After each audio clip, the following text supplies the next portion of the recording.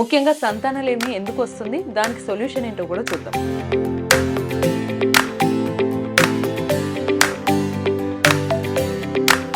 మందు తాగితే గనుక మళ్ళీ ఖచ్చితంగా సమస్య వచ్చే అవకాశం ఉంటుందంటారా? ఖచ్చితంగా అండి. అందుకే మనం ఏం చెప్తామంటే ఈ 41 డేస్ మనం ఇచ్చిన మెడిసిన్ టైం పీరియడ్లో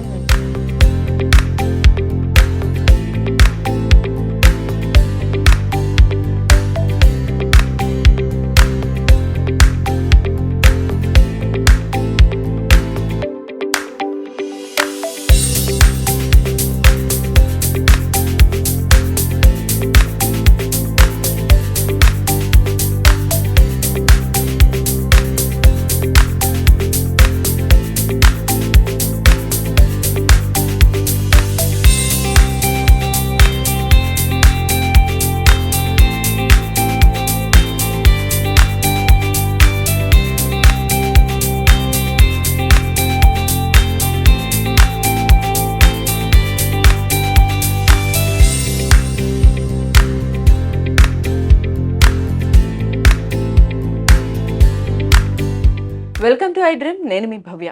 ఇప్పుడు అగస్త్య ట్రెడిషనల్ క్యూర్ సెంటర్లో డాక్టర్ చంద్రశేఖర్ సార్ మన ఆరోగ్య సమస్యలకి ఆయుర్వేదిక్లో ఉండే మెడిసిన్స్ గురించి చెప్తారు. ముఖ్యంగా సంతానలేమి ఎందుకు వస్తుంది, దానికి సొల్యూషన్ ఏంటో కూడా చూద్దాం. నమస్తే సార్, ఎలా ఉన్నారు సార్? ఈ సంతానలేమి గురించి ఏదైతే చెప్పానో దానికి ప్రధాన కారణాలు ఏంటి, అసలు అవి ఎందుకు వస్తాయి, దాన్ని తగ్గడానికి ఆయుర్వేదిక్లో మెడిసిన్స్ ఏంటి?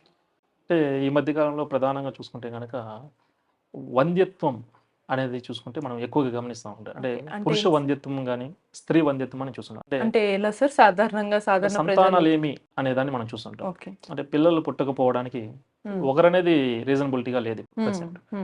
ఇద్దరు మేల్ అండ్ ఫీమేల్ ఇద్దరులో మనకు ఇది అబ్జర్వ్ చేయొచ్చు. ఇప్పుడు ఫీమేల్ లో తీసుకుంటే మనం పీసీఓడీస్ అంటున్నాం. మేల్ లో తీసుకుంటే స్పెర్మ్ మోటిలిటీ కానీ స్పెర్మ్ కౌంట్ అనేది డిక్రీస్ అవ్వడం కానీ స్పెర్మ్ యొక్క క్వాలిటీ అనేది లేకుండా ఉండడం కానీ గమనిస్తుంటాం. ఓకే, అది తెలియకపోవడం వల్ల వాళ్ళకి సంతానాలు ఏమి ఎందుకు వచ్చిందో తెలియక నిరంతరం మెడిసిన్స్ వాడతారు కానీ అవ్వవు కదా సార్. మరి దానికి దాని నివారణ ఎలా ఉంటుందంటారు? అసలు ఇప్పుడు పురుషుల్ని చూసుకుంటే వాళ్ళకి ఆ స్పర్మ్ కౌంట్ అనేది తగ్గటానికి కారణాలు ఏంటి? ప్రధానంగా తీసుకుంటే ఆల్కహాల్ అనేది ఈ మధ్య కాలంలో అలవాటుగా వ్యసనంగా మారిపోయిందండి. అంటే ఈ మధ్యలో ఒక 22 ఇయర్స్ నుంచి స్టార్ట్ చేసుకుని పిల్లలు ఆల్కహాల్ తీసుకోవడం చాలా ఎక్కువగా గమనిస్తుంది. చిన్నప్పటి నుంచే టీనేజర్స్ నుంచే స్టార్ట్ చేస్తున్నారు పార్టీలు అనుకుంటూ. సో అది మేబీ వాళ్ళందరికీ కూడా స్పర్మ్ కౌంట్ తగ్గించే అవకాశం ఉంది. అది ఒక ప్రధాన కారణం. దీంతో పాటు తీసుకుంటే సర్జికల్ ప్రొసీడ్యూర్స్ వల్ల కూడా మనకి ఇటువంటి ఇబ్బందులు ఎదుర్కోవచ్చు. అంటే ఎటువంటివి సార్? ఇప్పుడు హెర్నియా సర్జరీ వల్ల రావచ్చు, వెరికోస్ దీని వల్ల రావచ్చు, డైవర్టికులైసిస్ అంటాము. వీటి వల్ల కూడా సర్జరీస్ వల్ల మనకు ఈ యొక్క ఇన్ఫర్టిలిటీ అనేది మొదలవుతుంది, మేల్ ఇన్ఫర్టిలిటీ. సార్ అంటే వీటికి కారణాలు తెలిసాయి కాబట్టి మరి వాటిని న్యాచురల్ గా నివారించే పద్ధతి ఏదైనా ఉంటుందా మనకి? అదే అండి, ఇప్పుడు యాంగ్జైటీ పేషెంట్స్ ఉంటారు, యాంగర్ పేషెంట్స్ ఉంటారు, దీంతో పాటు డిప్రెషన్ పేషెంట్స్ ఉంటారు.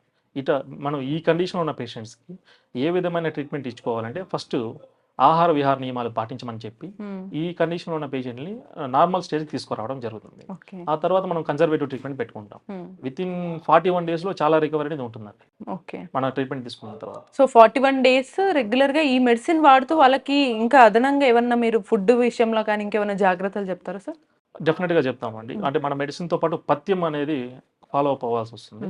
ఈ పథ్యం ఫాలో అయిన కండిషన్లో తీసుకుంటే కనుక ఏ మెడిసిన్ తీసుకోవాలి, ఆ మాంసరసం ఏం తీసుకోవాలి, పళ్ళ రసాలు ఏం తీసుకోవాలి అనేది మనము డైటిక్ అని చెప్తామండి. ఓకే సార్, ఇప్పుడు సాధారణంగా సమస్య వచ్చింది అనేది వాళ్ళకి తెలియాలంటే ముందుగా అసలు వాళ్ళకి లక్షణాలు కానీ లేకపోతే నిజంగానే వాళ్ళకి ఈ పర్టికులర్ ఇబ్బంది ఉంది, స్పర్మ్ కౌంట్ తగ్గిందని మేల్ కానీ ఫీమేల్ కానీ వాళ్ళు తెలుసుకొని ఇందువల్లే మనకు సంతానాలు ఏమి ఉంటుంది అని వాళ్ళు అర్థం చేసుకోవాలంటే వాళ్ళ చేంజెస్ కానీ వాళ్ళ సిమ్టమ్స్ కానీ ఎలా ఉంటాయి అంటారు? అంటే మగవారిలో గమనిస్తే కనుక సంతానం సమయంలో ఎక్కువసేపు పాల్గొనలేకపోతారు. అంటే దాన్ని ఈ మోడర్న్ టెక్నాలజీ తీసుకుంటే ఎరెక్టైల్ డిస్ఫంక్షన్ అంటాం. అంటే ఎక్కువసేపు అంగము స్తంభించిపోతారు, అదొకటి జరుగుతూ ఉంటుంది. అదే కాకుండా ఈ యొక్క ఎక్కువసేపు సమయాన్ని గడపలేకపోతారు. అది ఏ విధంగా ఎందుకు గడపలేరు అనేది కూడా మనం గమనించాల్సిన విషయం ఉంటుంది. దాంతోపాటు స్పెర్మ్ కౌంట్ అనేది తగ్గిపోతుంది.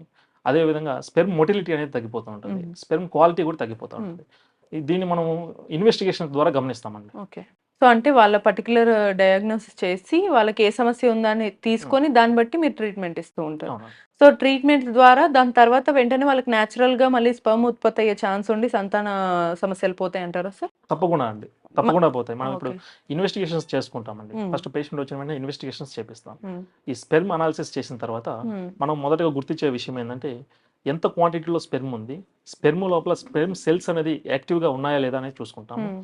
అదే అదే పరంగా చూసుకుంటే గనక యాక్చువల్‌గా హ్యూమన్ బాడీలో 20 నుంచి 150 మిలియన్ ఈ యొక్క స్పెర్మ్ కణాలనే ఉండాలండి. నార్మల్ మగవారిలో చూసుకుంటే. ఓకే. అది ఈ మధ్య కాలంలో 20 మిలియన్ కన్నా తగ్గిపోయింది. హ్మ్.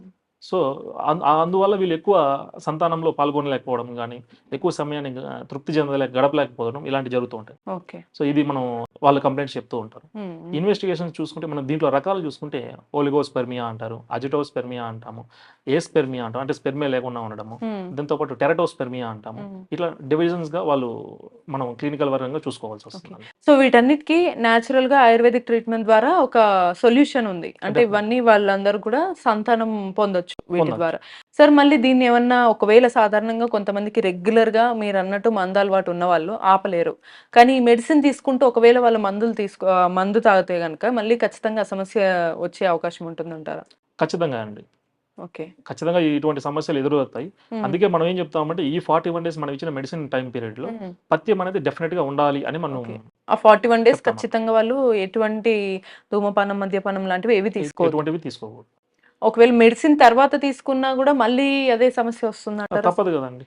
ఓకే. అది ఏ వయసులో వాళ్ళు అది తీసుకున్నా నిత్య గూడా సమస్య. నిత్య సమస్య అది. హ్మ్. కానీ దానికి సొల్యూషన్ అనేది ఆయుర్వేదిక్ ట్రీట్మెంట్‌లో ఉంది కానీ, దాన్ని ఖచ్చితంగా డిసిప్లైన్డ్‌గా పాటించాలి. పాటించకపోతే మళ్ళీ అది ఉత్పత్తి అయ్యే ఛాన్స్ ఉంటుందంటారు. డెఫినెట్‌గా అండి. మనం ఆయుర్వేదంలో తీసుకుంటే దానికి ఏ విధమైన మెడిసిన్స్ పెడతామనుకోండి. హ్మ్. కపికచ్చు అని ఉంది. హ్మ్. కోకిలాక్ష అని ఉంది. ఇటువంటి అశ్వగంధ ఉంది. హ్మ్. ఇటువంటి ప్రధానంగా మొదలగు మంచి మంచి మెడిసిన్స్ ఉన్నాయండి. హ్మ్. భస్మాలు గూడా పెడతాం. హ్మ్. ఇటువంటి మెటాలిక్ ఫార్మాట్ భస్మాలు గూడా మన దాంట్లో పుష్కలంగా ఉంటాయి. దీన్నే మహారస, ఉప్రస అంటారు. హ్మ్. అటువంటి డ్రగ్స్ నుంచి మనం తీసుకొని ఒక క్వాలిటేటివ్ ఉన్న డ్రగ్స్ తీసుకొని మన పేషెంట్‌కి ఈ ప్రకృతిని పట్టుకొని మనం ఇచ్చే మెడిసిన్ వల్ల చాలా ఎఫెక్టివ్‌గా పనిచేసి ఏ కండిషన్‌లో ఉన్న పేషెంట్ అయినా వితిన్ 41 డేస్‌లో ఈ 20 బిలియన్ బిలో ఉన్న పేషెంట్స్ కూడా హ్మ్. ఈ స్పెర్మ్ సెల్స్ అనేది ఆల్మోస్ట్ 80 బిలియన్ నుంచి 100 బిలియన్ అబోవ్ అవుతారు. రైట్. వితిన్ 41 డేస్‌లో. హ్మ్. ఇది డెఫినిట్‌గా రికవరీ అయ్యారు. మన దగ్గర ఉన్న తీసుకున్న మెడిసిన్ తీసుకున్న పేషెంట్స్ ఆల్మోస్ట్ ఒక 41 డేస్‌లో మళ్ళీ రిపోర్ట్ తీసుకొచ్చారు. హ్మ్. సార్ మళ్ళీ మేము స్పెర్మ్ అనాలిసిస్ చేసాం సార్. హ్మ్. రిపోర్ట్స్ చూసాము. మాకు బాగుంది సార్. పిల్లల్ని తీసుకొని వచ్చిన వాళ్ళు ఉన్నారు చాలామంది. So, okay. చాలా వరకు పర్మనెంట్ రికవరీ అనేది ఉందండి. ఓకే. మోస్ట్‌లీ మనకు ఆయుర్వేదిక్ ట్రీట్మెంట్‌లో పేషెంట్ డిసిప్లైన్డ్‌గా ఉంటే పర్మనెంట్ రికవరీ అనేది ఉంటుంది. ఒకవేళ వాళ్ళు మళ్ళీ ఇవే అలవాట్లు గనుక అలవరించుకుంటే అవి మళ్ళీ రివర్స్ అయ్యే ఛాన్స్ ఉండొచ్చు. అది అంతే అండి. ఓకే. సో, మొత్తానికి ఆయుర్వేదిక్ ట్రీట్మెంట్‌లో అయితే మోస్ట్‌లీ పర్మనెంట్ సొల్యూషన్ నేచురల్‌గా ఉంటుంది without any side effects. But అందులో మన తప్పిదం ఏమన్నా ఉంటే గనుక మళ్ళీ అది పునరావృతం అయ్యే ఛాన్స్ అయితే ఉంటుంది. మీకు ఎటువంటి సందేహాలున్నా నిర్మొహమాటంగా కామెంట్ రూపంలో తెలియజేయొచ్చు, అడగొచ్చు. మరిన్ని ఇన్ఫర్మేషన్స్ కోసం keep watching iDream. Sir, one life lesson what medicine has taught you. whatever you can do without expecting. But I really believe మన పాజిటివ్ యాటిట్యూడ్ ఉంటేనే మనం ఏదైనా సాధించగలం. గట్ ని మనం కరెక్ట్ గా డీల్ చేసినట్లయితే అది మనకి పాజిటివ్ హార్మోన్స్ ని రిలీజ్ చేస్తుంది. షుగర్ వచ్చిన వాళ్ళ పరిస్థితి ఏంటి? పొట్ట దగ్గర పెరిగితే దాన్ని ఆండ్రాయిడ్ అంటారు. ఆండ్రాయిడ్ ఫోన్ కదా. అసలు థాట్స్ ఎందుకు వస్తాయి? బ్రెయిన్ డెడ్ అంటే దానికి ప్రపంచం అంతా కూడా కొన్ని నిర్దిష్టమైనటువంటి లక్షణాలు ఉంటాయి. మానసికంగా ధైర్యంగా ఉంటే క్యాన్సర్ జయించవచ్చు. You are a doctor for a cause sir, అంతే. వాళ్ళకు వచ్చిన ఆదాయం కాకుండా ఫ్రీ సర్వీస్ ఎంతమందికో చేస్తుంది.